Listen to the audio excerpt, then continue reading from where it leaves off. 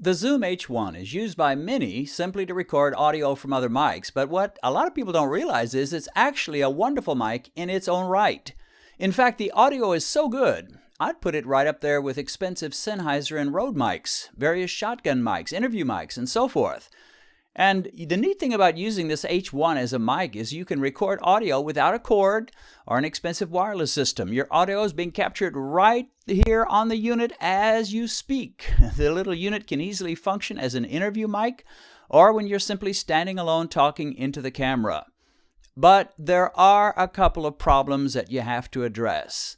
The first is the way it looks. I call this the dork factor. The H1 looks more like a taser than a microphone, and even though you may be getting great sound, you don't want your audience saying to themselves, "What kind of a weird mic is this guy using?" Now, a simple fix is to put an ordinary windscreen, like this one, right over the Zoom H1. Bam! Suddenly it's been transformed, and it looks a lot more professional, and the sound is not harmed at all. So this works great indoors. But if you ever try to record outdoors, you'll discover that the Zoom H1 is probably the worst possible mic at dealing with wind noise. Just a little bit of a breeze sounds terrible, and a really strong wind makes your audio utterly worthless. And this is a shame, since the H1 produces such beautiful audio when the wind is not a factor. Well, the obvious answer is a windscreen, but what kind is best?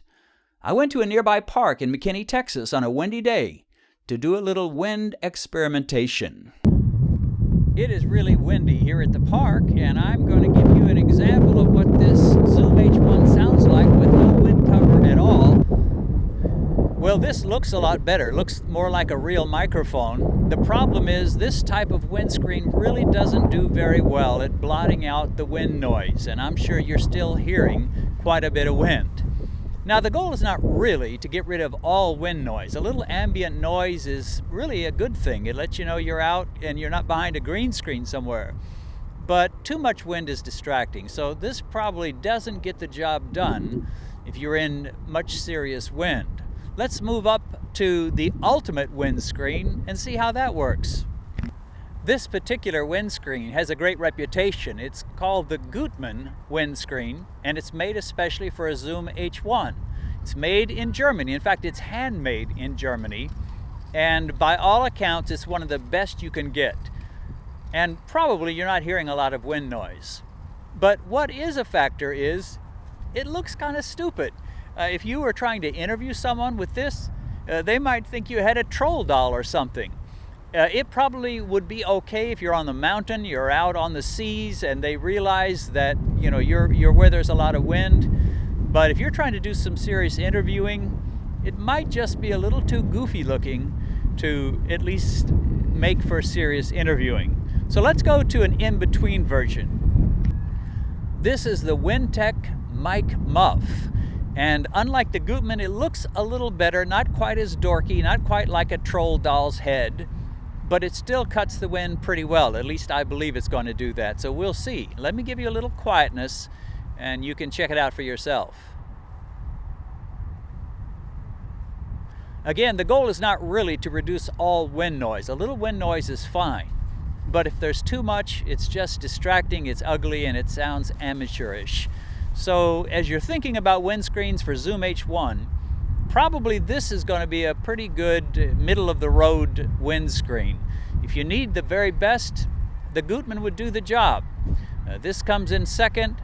The ordinary windscreen that you see over people's mics when they interview indoors, really not too much help. Let's go back to the Zoom H1 without any windscreen.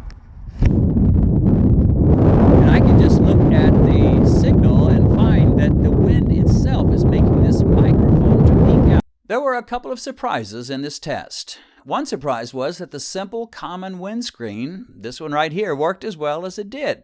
It didn't measure up to the other two, but it definitely transformed the audio from completely useless to usable. Before I bought the hairy windscreens for my H1, I used this simple windscreen in a short interview with my wife as we were crossing Lake Victoria. The wind was every bit as strong as the park that we just saw. And amazingly, the audio didn't turn out too bad. Well, after waiting about 3 hours or more, we finally made it onto the ferry. We are so happy to be crossing this lake after all this time. We have been on a long journey, and then add to it 3 hours waiting for the ferry. Sweetie, how are you feeling?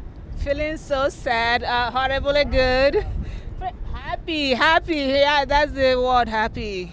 When Benedicta was young, she had a bad experience with water, and she used to hate water. In fact, she vowed she'd never get on a boat again, but you broke that vow. Yeah, I broke it because I have to cross this scary ferry into Tanzania where we have to do the program.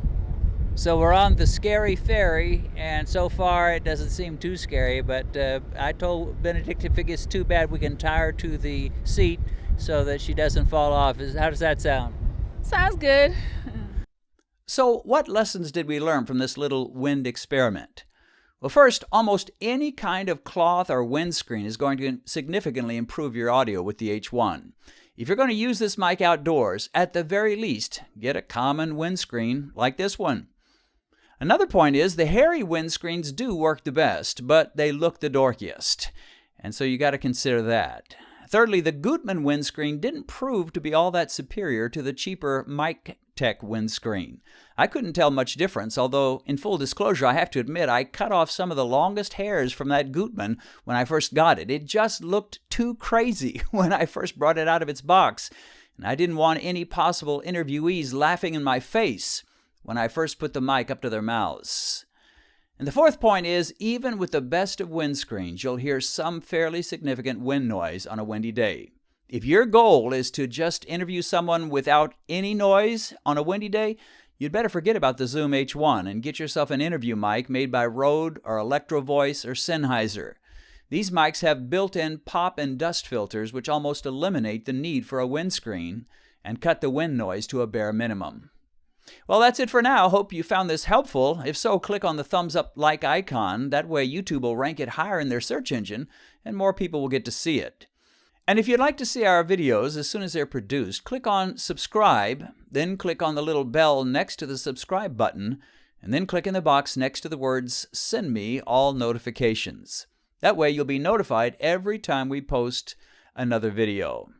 We are not primarily a tech ministry, we are a Christian ministry, but because we do a lot of videos, I like to pass on a few tips about things I've learned along the way. God bless, and see you again soon.